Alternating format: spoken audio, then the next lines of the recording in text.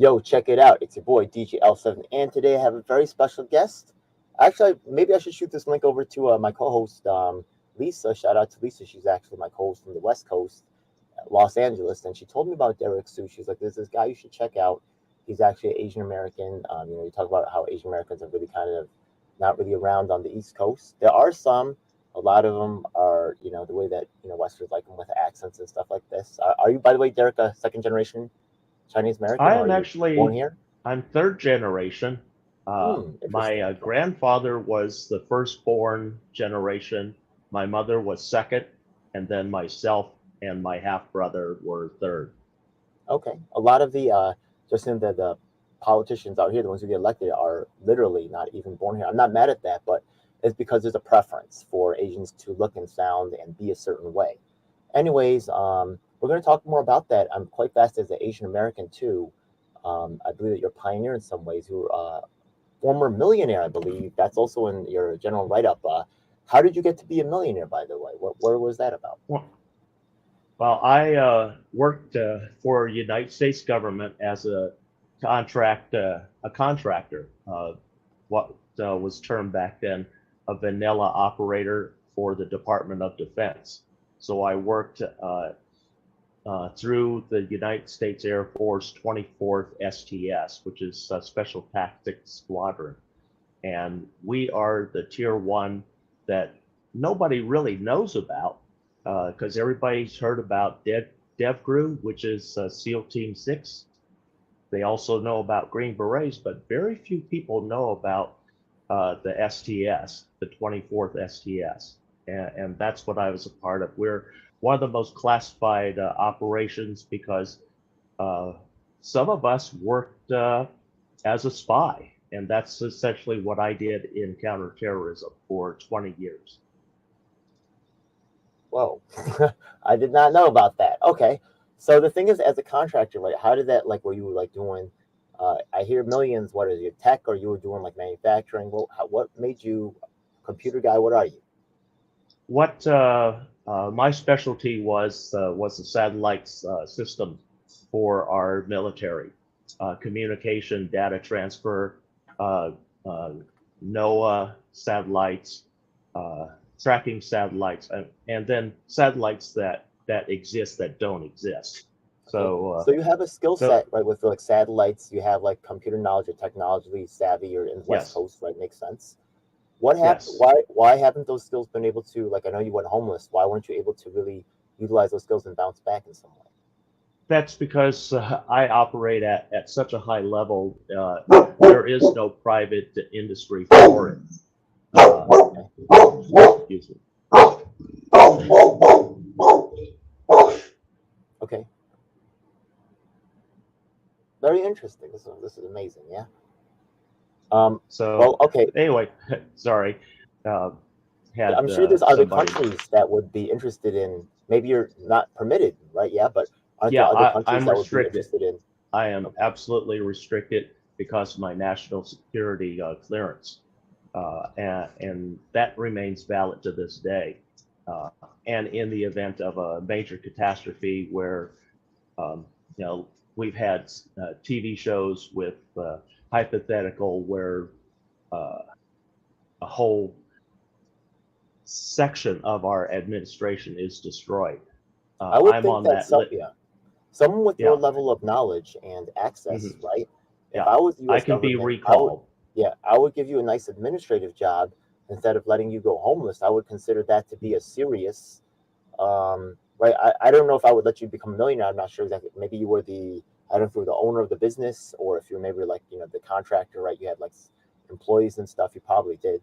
Um, but were you were manufacturing the goods, or I mean, those skills probably translate into something else. I mean, in some way. Well, a lot of my base skill set is that of a general contractor. And so that allows me a lot of flexibility in terms of work. But then the injuries that I've encountered, I can no longer do the physical aspect. So it would only be on the management side now from Oh, all the injuries. And that goes for anything that I do. It would have to be a desk job. And, I all throughout my career, I refused to take a promotion which would have taken me out of the field and made me a desk jockey. And I just didn't want that because those are boring for I me. understand that. The excitement was on the front line. I'm that way myself, to tell you the truth. Yeah, I really am that way myself. So it's very, maybe I'm looking at my future right there. You know what I mean? It's just very interesting for me to see yourself and see how I'm turning out. I just want to know. It's a great career field. United States Air Force has much more than just aviation. There's high technology in our satellites and covert operations. Well, if you can't, there's a right, if you wide can't range of translate your things. jobs, I mean, just looking Mhm. what happened to yourself. I mean, Yeah, there's good yeah, stuff, but then it seems like you could get left behind, and there's a lot of yeah. veterans who got left behind. And honestly, I'm Korean American, and Hmm. the thing is that a lot of people might say it's strange for a Korean American to have sympathies with the U.S. military, right? Why are you doing that, Ed? And like, yeah, I'll tell you why. The fact of the matter is that the violence that I experienced, right, which caused me to run away from home at the age of 16, right? Yeah, which is the violence that you don't hear about, right? You don't hear about that talked about a lot of our issues. Yeah, yeah, The absolutely. ongoing violence of the war affected me. So, that's just what it is. Yeah. So, respect out to the Bruce Lee, definitely one of the last Asian Americans they really let get big and be strong. And that was through resistance, right? They didn't let him blow up. It was just after he blew up in Hong Kong and set records there that they said, oh, we can make some money off this guy. All right, well, we'll try to make some money. But otherwise, the second that they could make him lose, the second he died, they made a movie with him losing. They couldn't wait. Yes. They had to Yeah. do it. Yeah, they had to do it. Yeah. So look, you took your skills and then you decided to become an advocate. You decided to you went homeless and you started to work with other homeless people. You actually even ran for mayor of Oakland. Are you ever? Just so you know, I actually invited former mayor of Oakland to speak at my when I was in school. Actually, the Bobby Seale, the former founder of the Black Panthers. Okay. Have you ever Yes. gotten to interact with him at all? No, I haven't, but there are members of the Black Panther Party that still exist today that I do interact with because they are part of community groups and 501(c)s that I support and speak in favor of. Yeah, I'm sure that Bobby Seale being there, like still, there's a legacy of change to this day, where he's changed and formatted and shaped some things. Um, but now you had your own. I don't know. Does that impact or is that any way your own vision for Oakland? What's your vision for Oakland, and how is it impacted by the past and the present, and your vision for the future?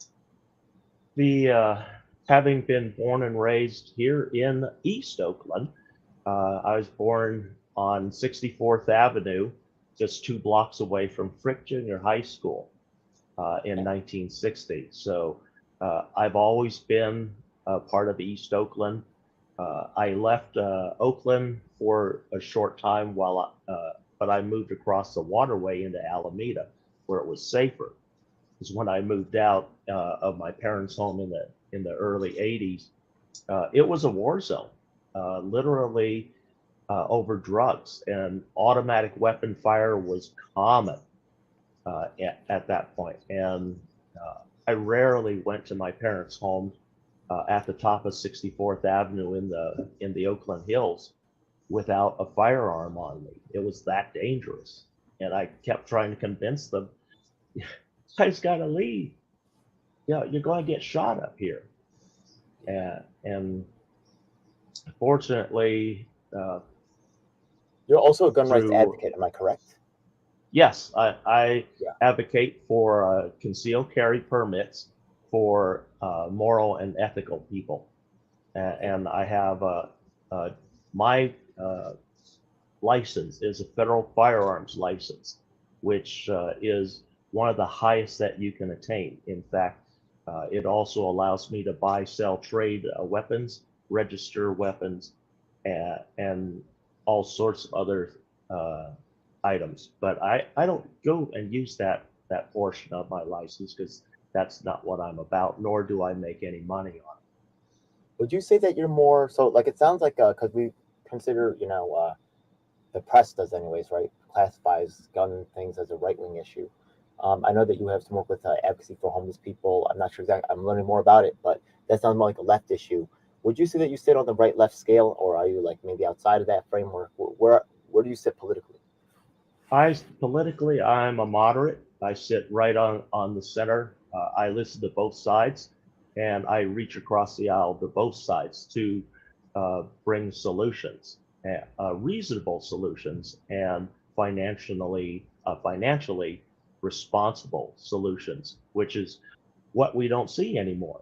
All we see are the politicians constantly throwing billions, millions, and billions of our tax dollars at problems that never get resolved, or we never see an improvement by having homelessness being reduced Okay. at a fair cost, and So, long-term solutions. so when we take a look at your solutions, right? Some of your solutions may be building off of some groundwork that was laid by previous administrations. Some of your plans may be like brand new. Can you tell us a little bit about the differences between those proposals that you may have? Well, one of the solutions that I had started talking about in my campaign was we had United States Transportation Secretary Pete Buttigieg out here in Oakland, and we toured the Oakland corridor on 980, and then a huge discussion about how 980 divided our community, the business community of Oakland, and the industry and poor housing of Oakland because of the Highway 980. And so it's for a long time, a lot of people have been advocating to close 980. I have been advocating to rebuild or to build a cap over the top, a decking, much like what San Francisco did to create a new park. But instead of creating new parks, we create a new community land trust where we recreate the housing that was destroyed when 980, the highway 980 was created in 1968 and actually opened for use in 1972. And by restoring those homes to low cost and zero cost type housing, we can bring back peace, also have restitution for a lot of the harmed Oakland residents that were seeded out of their homes during the 90s. Also, this brings back affordability for our teachers and Yeah, this is for actually our, it's quite so interesting it because the covers housing everybody. topic, yeah, because we were talking about traffic and then we kind of went into housing. Just so you know, Hochul here in New York has recently had a new law where they're going to build multi family, right, or like multi unit, like multiple people living in the uh, same unit for by transportation hubs. And this is actually a new law that they've rolled out towards communities. So there is some tie between right with this urban planning of the idea between transportation hubs, affordability, right? Yeah, and how they move the labor in and out of this, so people, the homeless community, right, who gets displaced like myself, working with ERAP, things like that, people that are displaced, homeless situations beyond just the public housing district. By the way, people in public housing get help in ways that I'm not. Just straight up with y'all, you know what I mean? I'm actually, it's very cool to see you working across the different spectrums of, because this issue is multifactorial and requires knowledge in different formats to really address appropriately, which a lot of people don't have. So thank you for that. Yeah, I just want to throw and that in then there. part two of the housing solution, which I've been talking about since 2017, was the floating community, because we have an empty harbor here in Oakland, referred to as Oakland's Middle Harbor. It is now a recreational park that nobody goes to because there are no services, and it's between two major shipping loading and unloading docks. So there's literally nothing there. It's dead water. It used to be the site of former MSC, Military Sea Lift Command, which was a very important operation for our military during the war. But since then, it's been shut down, turned over to the Port of Oakland and City of Oakland, which decided to create a park. And the only time the park, while they put a lot of money into it, putting up benches and cooking areas and things. There are typically more geese on the property than you see people, even on the weekends. And by recreating and redeveloping this site and having a floating community, by having only 6 semi-retired cruise ships in that harbor that are connected with dockage and full-time berths, we can create instantly 20,000 affordable housing units that is also FEMA approved. Ooh, okay. Well, we had some problems with FEMA up here, so but hopefully, yeah, we'll see. Yeah, we did have some challenges there, so hopefully it works out. But oh my God, yeah, but you're not wrong to fight for the funding. That's actually, you do want to get that funding. So how's it gonna work out? Oh my God, yeah. Anyways, yeah. Anyways, so look, one thing that I just being the homeless part of it, right? And by the way, just before I get to the homeless thing, which is just being Asian American, also, it's very rare for me to meet now, when we say third generation, you said you're third generation. For me, some people say that when you're born here, you're the first generation, but for me, the people that actually, when the people come here, that's the first generation for me, because when they got their citizenship, they're Americans. They're just American as you, as me, as George Washington, right? Whatever, right? So they're the first generation. I'm the second generation. You said you were third generation. Have you? For me, third generations are very rare. I almost know no other third. What about, maybe it's more common on the West Coast? Do you know any other third Yes. generation? Okay, is that do I you know have people? I have Okay, lots of cousins and nephews here, which are all the baby boomers, born from 1945 and up through 1965. And I have literally 25 cousins that were born in that time span. so I just want to make sure And though, you're third generation the way that I we described it, are or third all third generation? generation. Are you We third are all generation the way third I generation. described it, or are you third generation like you're actually like fourth generation by my description, so by some people's standards? By what I use is my grandfather was born here in America. Okay. My mother was born here in America. That's second generation. Okay. And then I'm third generation. My great grandfather never, my great grandfather nor my great grandmother never achieved citizenship because the old racist laws were still in place and were not rescinded until 1941. And my great grandfather passed away in 1934, so he never achieved citizenship. Okay. Also, another thing is that look, you're Chinese. Are you from Hong Kong? Uh, uh, that's where my Cantonese? father was from. Okay. I'm Cantonese, yes. So My in mother, my yeah. mother's my grandmother. She was from a small village, Quidong, somewhere, Right. something like that. Yeah. So when you look at And, the Asian American experience, right? Yeah. Maybe mhm, China's in a different way, but if you look at Vietnam, you look at Korea, you look at Japan, you look at Philippines, right? You have a lot of military influence going on, stuff like yep. that.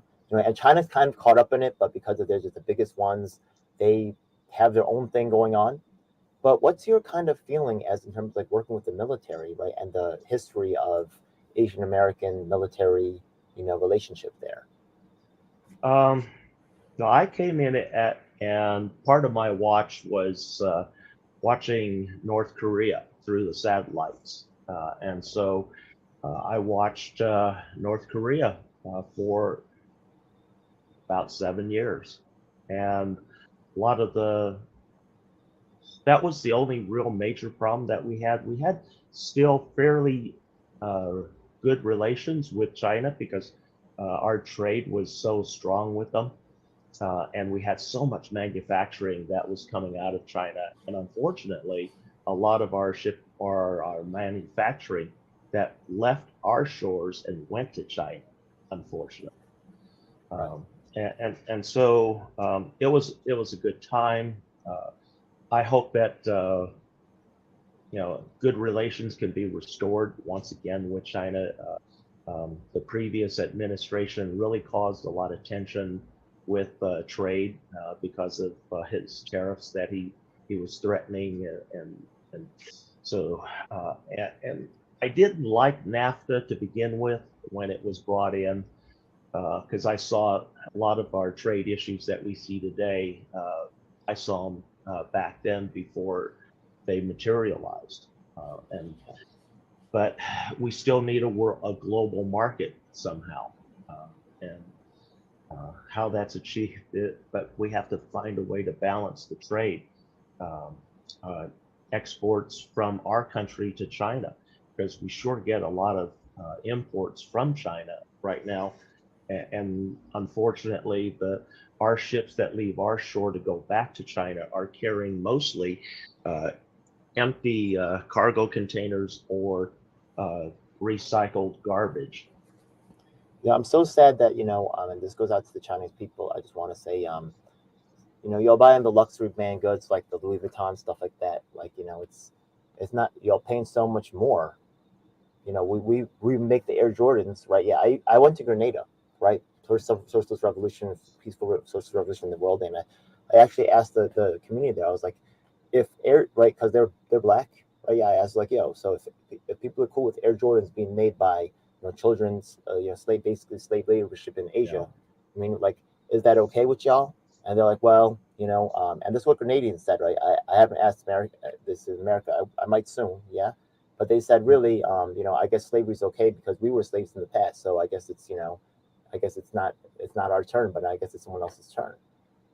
And they didn't mean it maliciously, but it's just really, okay, maybe not, yeah. Anyways, so yeah. Anyways, sorry to just go off on that little side note. So coming from once again China, right? There's also this issue of how before I ask you about your feelings on Taiwan and China and stuff like that, right? How I don't even speak Korean anymore. Just so you know, right? You're actually third generation. You may actually. Do you supposed to speak Chinese? Are you still connected with the Chinese community, or is it like being homeless? I speak very little Chinese because I haven't used it mostly throughout my life. I still remember a lot of stuff, but vocalizing it, I just don't have the muscle memory anymore. And so I sound like also a for me, white right? person. Yeah, because of Confucianism, or I believe because of Confucianist principles, a lot of Asians just in general, right? If you're successful, they look up to you. But if you're homeless or something like that, you become a lower class and you get less. And that's just talking about like Asian community itself. So there's additional challenges of being a poor Asian activist versus being a rich establishment Asian activist that really isn't understood, and you're a rare person who could really capture this reality that I'm also experiencing and provide further documentation for this generation for the next generation of Asian American activists. I hope to capture your experience of going through this. Yeah. Yeah, absolutely. A lot of my survival skills, number one, was brought out and taught to me by my uncles. We started going out hunting, fishing all the time. We went out in the winter, we went out in summer, it was a year-round thing. If the season opened, we were there. So it didn't matter. And so living outdoors became second nature. Then in the military, through the Air Force, I received what is called SEER training, that survive, evade, resist, and escape. SEER training. And that itself is an amazing training group and training that's required. Right now, they're actually on TV, there's a modified version, very light version of a SEER training, what a SEER person does, coming up on Special Forces, World's Toughest reality show, something like that. It's on Fox. This will be the second season, so I'm surprised they got more celebrities to do this. But it gives you an idea what SEER is and why we're specialists at survival. Appreciate that, man. I think that you're a real revolutionary, man, and hopefully, dressed in poverty in some ways, or seeing it or living it in ways that others are not, right? We'll see how much we line up on the issues, but we're just getting to know each other. But either way, you are actually a disruptive force, and I appreciate that, right? Yeah. Thank you. Yeah, thank you. So one of the things that is the issue, so it's hard to mobilize Asians for some of like the stuff that I mentioned before. It's also really hard to mobilize the homeless community. They're dealing with a lot of addiction, mental health issues. I don't want to, also as someone who's formerly homeless, I really don't like how people want to throw mental health at us and then other times take away our autonomy. I feel like it's extremely dangerous. But there are issues that they go into that cause them to have difficulty mobilizing. Not having an address can also be a real barrier to electoral. What district are you in? Right? I don't know, what district am I in. You know what I mean? What district am I in? So maybe you can help. With some of your. What do you see of ways to mobilize this community? It's been a real challenge for myself. Yeah, there. I've encountered pretty much everything that you just mentioned there. Um, I outsmarted a lot of the city because we knew that they were going to come after my camp. And one of the things that I managed to do, I always kept positive relations with the businesses. I kept the business aware of me and my comings and goings and my intentions. And so I developed a good association with all my local businesses, of which there was only about 2 at the time, because this is an industrial area. They allowed me to use their mail address, and that's how I got the first part that established my residency where the city could not move me. And that was getting an ID, a California issued ID with the address of the spot that I was on. And when the city came to remove me, I was the only one that the police could not touch. And they looked at that, they looked at the address. If we go into the business owner and ask him about you, what will he say? He'll say, leave him alone. Really? And so the officer literally handed me back that California ID, yeah, and left me alone and walked away. Then the county tried. The county said, this is county and state property. I said, nope, you need to go and look at the recorder's office, because in 1963 the street was closed off. And if you look at the these are incredible tips for the migrants mainland right now. I'm gonna take this to some migrants right now. This is incredible advice. Yo, I'm so happy to have you on, man. Keep going. And so look at the recorder's office on that property and see if the city or state or the county is in possession of that, if they actually have a parcel number that is assigned to city, county, or state. Because there are strange little parcels out there, and you can look these up at the recorder's office, because there are small parcels that are unregistered either by city, county, or state. And by those, you can claim adverse possession. And adverse possession puts you on the road to ownership of that parcel. And after 5 years, you'll receive a title to that. And we've successfully have completed 7 of those here in Oakland. This is also something that I've been telling the public housing community. New York City is actually one of the last realms for public housing in the nation, as they basically phase it out nationwide in a new national embarrassment. And once again, they're trying to actually displace, right? We actually had Supreme from Wu-Tang come out and show support. They're trying to displace the residents and break their history of tenancy by doing a reconstruction of the area, causing the disrupting, right, their ability to be on the property, right, by doing construction. Mm-hmm. So, once again, a real street warrior out here. Can't deny that. Definitely check it out. Yeah. So, thank you so much. So the mobilization is tough. By the way, a lot of times they mess. Are you planning on running for office again? I'm not sure right now. It depends on where my aquaculture business is at that point. Okay. And if it's at a point where I can actually step away from it for a little bit of time, then yes, I will be running for Oakland mayor once again, and still bringing the same ideas and the same proposals before the city and the city council. Well, the ideal of aquaculture, like permaculture, is to have it like self-managed. So usually, right? Hmm. Yeah. So Yeah, hopefully it can and be it's a something that you learning can pull center. yourself away from. Yeah, that Yeah, would be great. it's a learning center for the homeless, and it gives them a skill. It gives them a salary that they can count on, that helps them stabilize, and hopefully that they'll use that money correctly and get housing with that, and not drugs. All right. There's two programs that I'm running right now that I hope that you might be able to get involved with. Yeah. One of them is Yeah, actually when you run for mayor of Oakland, right? That's a tough battle to win. yeah. But there's something here in New York City called Assembly District County Committee, where about the size of two city blocks, right? You win a little, election within that little area, and then together they actually determine the judges. I just had Jeff Young, who actually was a former House Republican candidate in Kentucky, on my show. I've actually had the most candidate interviews in the 22 election cycle. Of course, certain parties can't talk about my work, but that's okay. Just like Bruce Lee, they can't see certain faces blowing up, and it's not just Asian thing. It's, a control thing, right? Yeah. If Bruce Lee said, Robin, Batman and Robin, you need your white champion. I got you. You want me to do backflips while he punches me? I'll do that for you. Yeah. And he could have been that guy.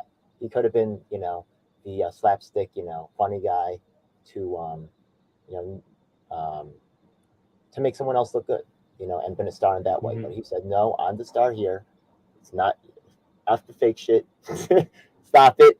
You know what I mean? We're not tolerating none of that. You know what I mean? Stop it. Yep. And he really broke it down. So a fellow JKD practitioner, I love it. So the two projects I want to help with is one of them is actually I actually am getting candidates for discussion panels in the 24 election cycle. Someone like yourself, Protector, I'd like you to keep being involved with that. I'll send you copies of my work there, but the ideas that you have, the perspectives that you have, as in terms of actually helping homeless people, actually helping migrants, like you just said, who might be displaced by living in the tents, right? Yeah, it's Yep. not talked about in the press. We need people like you to. So I would like to be involved in that project. The other project is the county committee, right? Yeah, that determines the judge, and we've actually been collecting the local voter data. Let me see where my uh, and we actually make this as a public. We make this public. We open sources to the public. So the thing is that if you want to run for office, or if you want to get change, you can say, look at this list of all the voters that we have in our district that's made public. We're going to go to the house. We're going to ask them for this particular change. And if you're an activist organization, they can contact you and get that actual change versus having a rally. Let's be real, only maybe 10 or 5% of those people actually even vote, and politicians know this. That's why when it's election season, they go door to door. That's last thing I just want to just slide in just to promote myself a little bit. Sam Robb, Libertarians, they've won 200 seats in Pennsylvania. And I have an interview with them about why they were successful, and it's this door-to-door strategy that was able to get them the votes that they needed versus the press you got to develop. And you're, once again, you're hands-on with your community. Unfortunately, the homeless community has really challenges. The Asian American community, that's why I'm going to find you people in public housing. Talking about the same, I'm going to find you people wrongfully convicted to help back you up, who also are not talked about. You know what I mean? And to build that coalition, we need to achieve the actual change that we need to get there. Yeah, I actually have other Lisa in LA, other wrongful convictions like the first man freed on DNA evidence in Philly. We're trying to get what's his name, the former mayor of Oakland, Oh, Bobby Libby Seale. Schaaf. Oh, No, Bobby Bobby Seale. Yeah. Seale. Bobby Seale. We're going to try to get him to get in a conversation with us with our combined people in key swing states. I want to bring you in for that too, because you're part of Oakland as well, right? Yeah, and you can talk about, because I don't really know so much of his work. You were there to see some of the actual, things there. So, and you're an Asian American brother. It's time. It's our time, man. Make sure that we get on the stage. You know what I mean? And the time of us being shut out or having these fake flus and these pretty faces that they have for our replacements, fuck that. It's over. Fuck y'all. Yeah. I'm gonna document the real. Yeah. Thank Yeah. you. So you ready to be a part of that?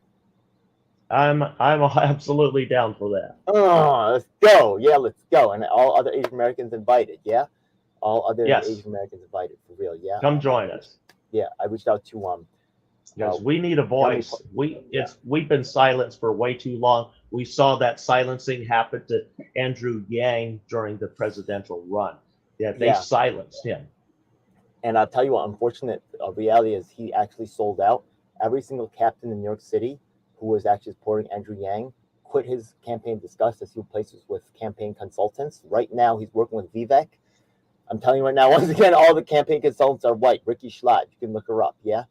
I'm not saying that I'm anti-white, by the way, but the fact of the matter is that our issues, right, once again, were not addressed. And Andrew Yang, right, I dare you to talk to Derrick Soo, right? Look at his Forward Speaks and see the parade of, they all represent either and you've been a millionaire, but the fact is that all his guests are millionaires, and all his guests are people that are either intellectual, like academically, have titles and stuff like that. They don't talk to the real street cats.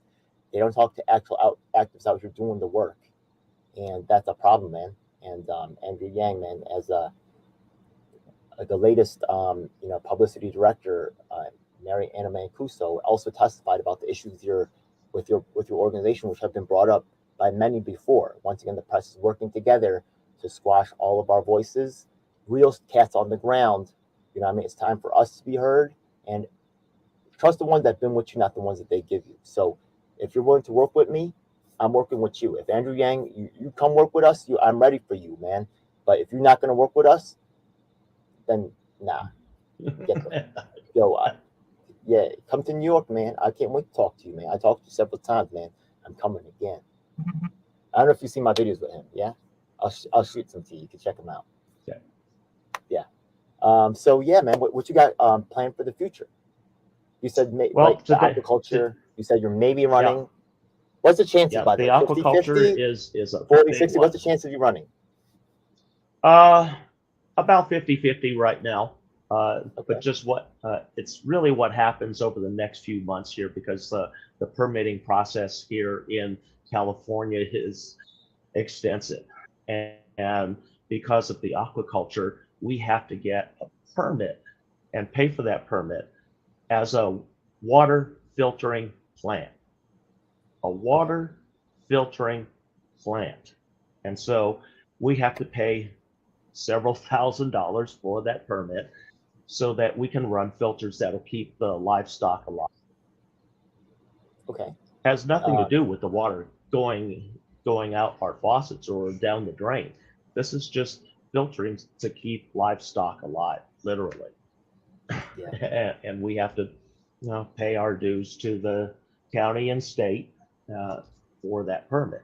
So that's why a lot of businesses are leaving California. I've been advocating for the businesses and to the cities to relieve these businesses of so much burden to get these permits, to get operating, and that's why so much manufacturing is leaving the United States, because of these stupid fees and fines and processes that are in place that makes a business like aquaculture or a manufacturing plant nearly impossible to get off the ground.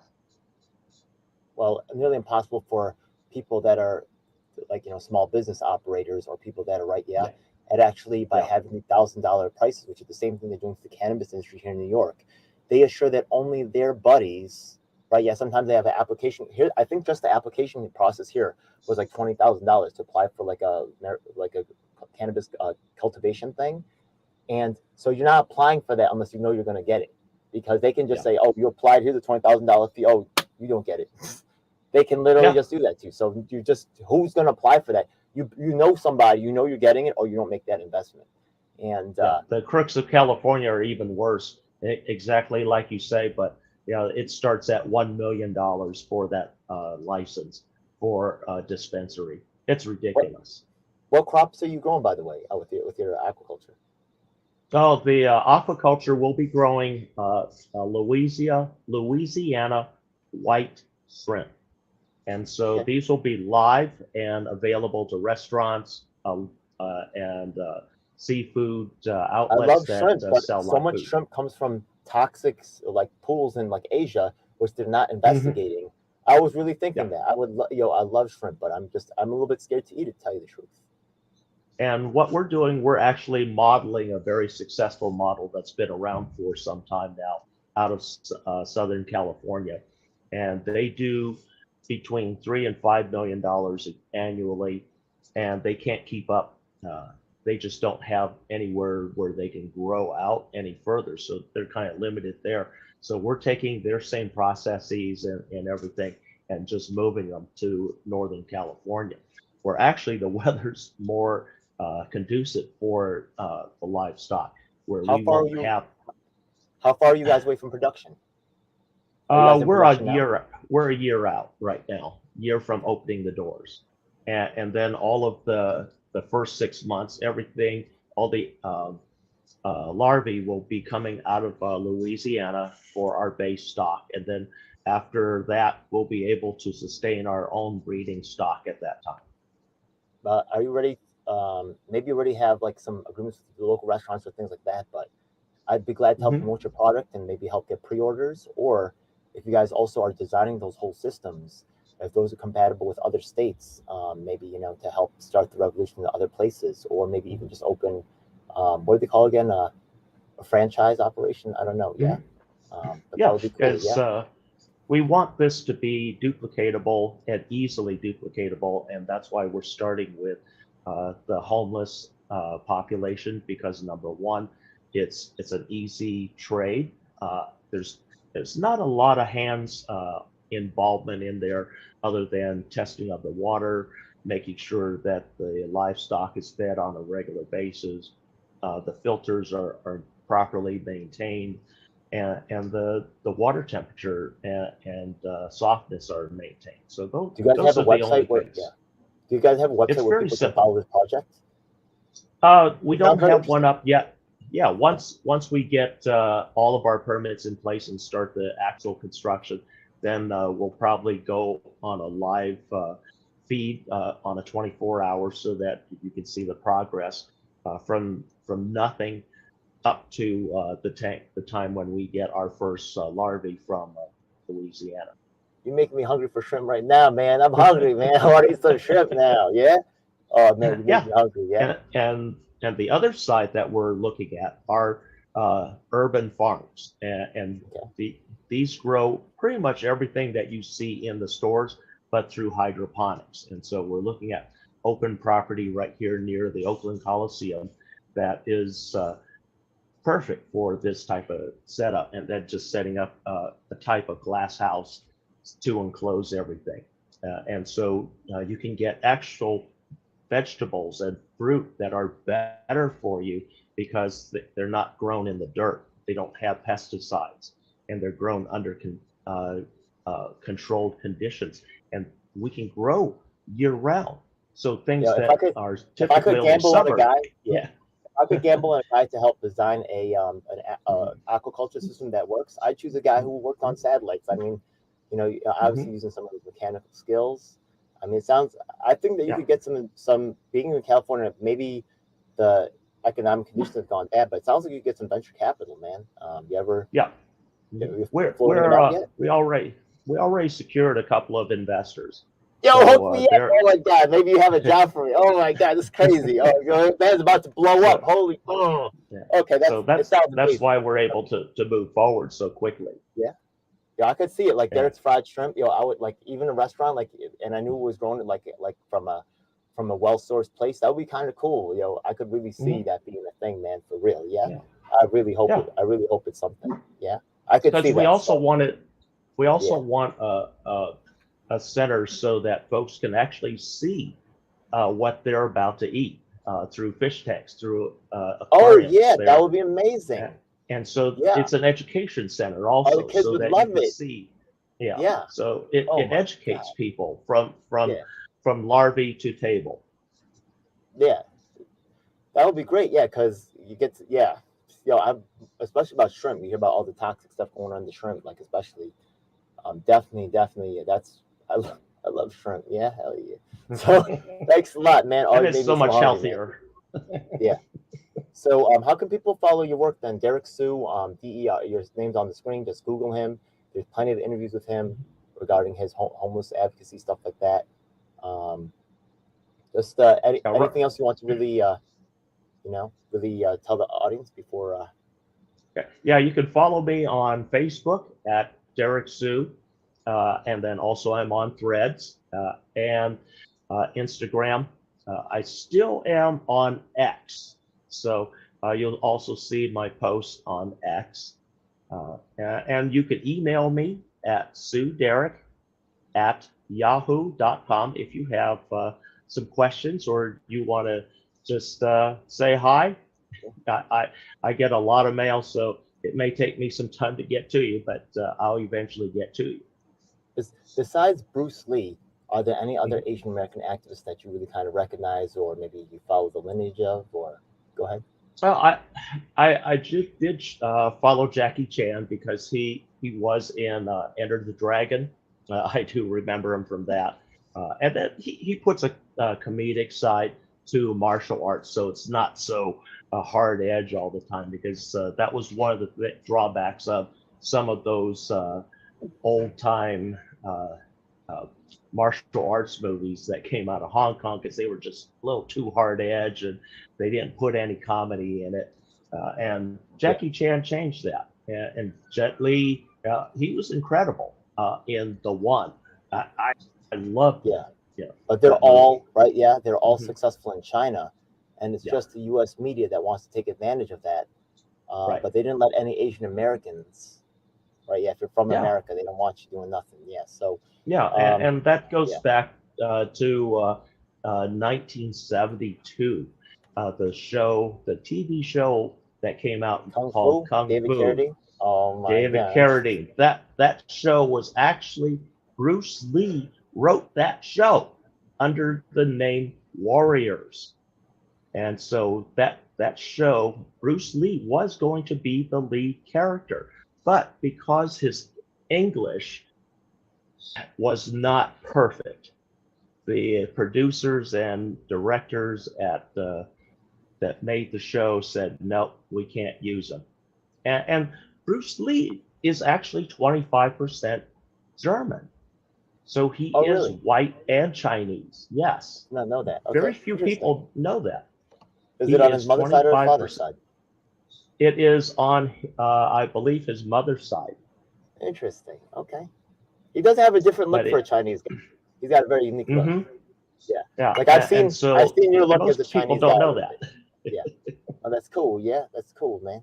And so that's why they stayed with that same storyline in their show Kung Fu, but they replaced Bruce Lee with David Carradine. Okay. By the way, when you did run as a candidate, did you run as a Democrat or Republican? What did you run as? I ran as an independent. Okay. Do you, if you ran again, were you planning on running independent again, or are you planning on running Yes. within the system? Okay. No. Always independent, right? And one of the nice things about Oakland City Mayor, it's nonpartisan position. Okay. Do you have any? But when I'm asked, I just say independent. Okay. Behind you, I see that there's kind of like what's that? The history of Chinese Americans in America. Yes. Chinese experience in America. Okay. Yeah. And my cousin Bruce Kwan Jr. Cousin gave that to me, and he's a historian. He was a civil rights attorney during the 70s, and also a city attorney for the city of Alameda during the 90s. And I lived, or in the late 80s into the 90s, and I lived in Alameda during the about the same time he was city attorney. You know, it sounds like you have like some kind of like tech. You're more like a mechanical guy, right? Like building the actual devices, stuff like that, like the permaculture things and the satellites and stuff like that. Not so much in the computer stuff, but just being in California and all that, Alameda, you know, we all heard about Alameda Research, the famous FTX, you know, crash and burn. Oh my God, right? Yeah. So we know it's around that somewhat. I do feel like Asian Americans are somewhat targeted by the crypto community, NFT community, stuff like that. What's your take on that situation? I feel skeptical, but you know, I see a lot of Asians kind of floating around there. Yeah, unfortunately, there are a lot of Asians that like to gamble, and my family is no exception. Yeah, right. I had my members of the family that literally died broke and worked all their life and had no life. And I, I've seen scams come and go all my life. And when I saw uh, all of the Bitcoin and everything, I started investigating it. And let me tell you, if I can't understand it in the first 5 minutes, it's not going to work. Okay. Because it has to be simple, has to be something that everybody and anybody can understand, and it cannot have the appearance of a Ponzi scheme, and that's what uh, crypto looked like to me. And I had been in a Ponzi scheme decades ago. I got sucked in um, through greed. I thought, oh yeah, I can make a lot of money real quick, and ended up wasting a whole lot of time and not making a cent, and ended up losing probably about 10 grand. So I'm real aware of a lot of different things. I have my own matrix of things that I look for whenever some type of new money making operation scheme comes along. And I really Yeah. scrutinize it. And 'Cause watch out when they're targeting that, Asian Americans. Watch out. Yeah, they want us to leave yeah, us holding the bag. They want to leave us and, not hold the bag, holding. They get the bag and we get nothing. yeah, we get the hole in the bag. And Yeah. that's what happened to me in 2008. All three of my uh, financial institutions, what can I say, operated in cahoots with each other to cause the financial collapse. Over 400 institutions, because of greed, caused the collapse. And that's how I lost my millions. Chase Bank, my personal bank, also my business bank, is now the #2 failure of all time. That was not Chase, but WAMU, Washington Mutual at the time. They were bought up by Chase after the bankruptcy. So that's how I became a Chase customer. Citibank is also on the hook. Um, Smith Barney, Smith Barney was a failed company. There were portions that went into bankruptcy, which was mine. That was all the medium risk, uh, and high risk medium high risk were all bankrupted to zero, and the few things that had some value were bought up by another institution. So that's what happened. And it was greed. Yeah, No, and yeah. it So was Asian Americans, be careful. Yeah, we get. I feel like yeah, we get and they targeted for targeted financial us. stuff. They For real. targeted Yeah, us on for that. real. Yeah. And then they want us to take the loss. Our community take the loss. When you see nothing but Asian Americans around there embracing us, like all of a sudden, like in ways that they didn't before, I'll start asking questions like, why aren't they also getting involved in real estate or other things like that? There's other financial vehicles. Why are you expressly being targeted on a new flashy thing? Don't get left out. Yeah. And also, as an Yeah, Asian American, I face a lot of disregard. I'm actually often just treated as a disposable activist. They're glad to see me work on the issue. They're never willing to really help me back on so many things. And they understand that if I cry out for justice, that other people will be prioritized. Um, and I've actually like emailed the consulates of other nations, right, about the anti-war movement and asking them, right, you see how Asian Americans, despite our history of victimization, are being excluded from the anti-war movement in the United States. How can you guys expect, how do you expect you guys to be treated once, you get assimilated into the culture? Yeah. What's your perspective on, Asian Americans, just as in terms of the overall current state of things, in terms of getting our issues addressed? right now here in Oakland, we're not getting them addressed at all. Even though we have an Asian mayor, she's not concerned with any of the citizens. She's concerned about her own image. Our Asian population here in Oakland is 28% of the population of Oakland.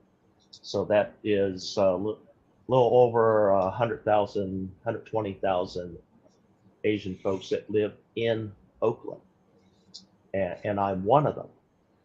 And yet we are the constant victims of all sorts of crimes. And right now, just this morning, we had on the news two Asian seniors that were their home were broken into in the Oakland Hills, and they're in their 80s, and they're confused as to why these men have broken in there and threatening them with guns, because obviously, well, one of them had very limited English skills. The other one had more English skills, but still were confused. And they lived in the Oakland Hills. And we see constant beatings and violence on the Asian population throughout Oakland, and little is being done. Oakland Chinatown, they put 4 police cars with their lights on at the perimeters of the Oakland Chinatown. And so the media takes every opportunity to redirect black anger at white injustice onto Asian Americans. I'm telling you, dead truth. Yeah, like when I think Gray died here in New York City, there was some Asian cop who who actually went down for some kind of, like, I think the gun went off inside of a project or something like that, and it was an Asian cop who went down. They're always looking to say Asian people are the problem for black people, not us. And we eat all the realities. And when the cops come to help us, they don't help us the same like they help in, someone who's relatable, someone who's going to get a news story about them. And, being homeless, that I'm sure you experienced that as well. They figured it out. Not everybody knows this trick, but they figured it out, and then you got to deal with it, the reality. Yeah, because the time that I came up in my teens, majority of the Chinese population didn't talk to the white police officers. You have police officers come into Oakland Chinatown. We don't speak to them. We don't know anything. And then we handle it in-house. And so that's how we did it. That was what the family associations were for here in Oakland.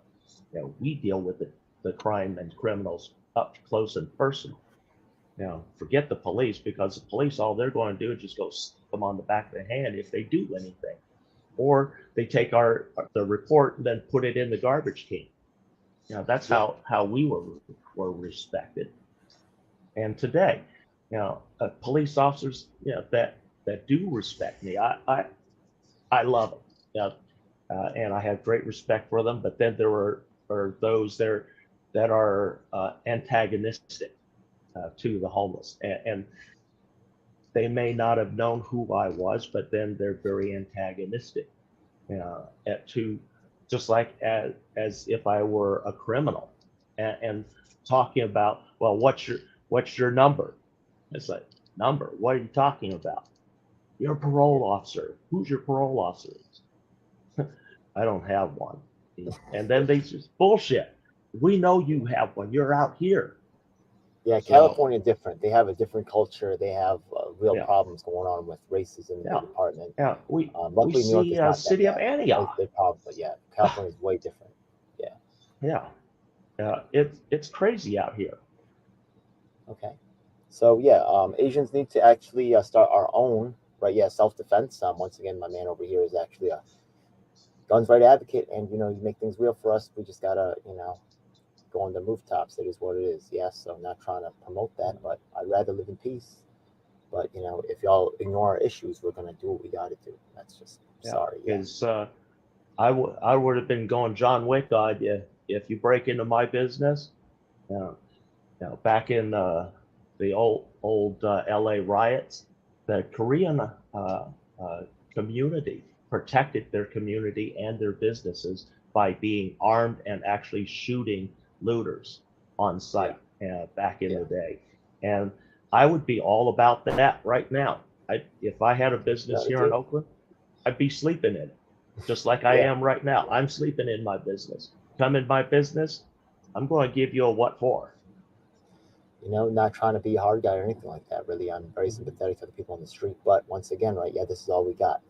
And we're not really taken care of, right? Those other businesses get to be somebody. We're here just trying to eke it out. We're just like you. So, please be respectful. And we're victimized constantly. Here in Oakland, our Vietnamese community is constantly under fire and theft on a nightly basis. The little strip malls in Little Saigon are hit nightly. Yeah, and the And what do cops do not. police Yeah, do? Nothing. and Nothing. and that's the thing why you don't have those numbers. That's why you don't have those metrics, right? Oh yeah, Asian Americans are not victims of crime. I'm telling you right now, the only time the press talks about is the little old ladies, the women or the old ladies. But how many delivery guys, how many storefronts got robbed, and dudes like me was out front, and the cops said that's nice, and then walked away, and there was no crime reported. Man, what the? Are you serious? Are you serious? Yeah, okay. I see how it is. Yeah. Okay, we're gonna get down like that, huh? Okay. And these criminals are hitting multitudes of stores day and night, and police aren't doing anything. You give them the camera feeds with their faces and the vehicles. Why the police? Oh, we don't need that. If they won't do anything to them, they won't do anything to you. Yeah. That's how I see it. So Yeah. if you're doing things to me and the cops don't do anything, expect exactly the same thing to happen back to you. Exactly. Yeah. Or maybe even like more. I said, right? Yeah, even more. You come in I'll do it the my Asian business. way. I'll do it more. Yeah. First thing you're going to be greeted is with my 110-pound American Bulldog. So you're going to take a bite out of crime. And then after that, you better be real good at ducking bullets because 45s are coming at you. Damn, that big caliber. All right. Well, either way, yeah. Hey man, that's real street life. I look forward to working with you in the future on so many issues and learning more about your activism. I just want to really, this was just a good introduction to just what's going on over there. I'm going to show this to my audience, and hopefully we can start to have more of a conversation and start to work on more things together. Yeah. All righty. Sounds good. And, I'm really looking forward to when your shrimp comes out, man. I want to be one of the first ones to be eating one of them. Yeah, you let me know. Oh right? Yeah. Okay, we'll do. Thanks, brother. One love. Thank you. So I just hit end broadcast. All right, I think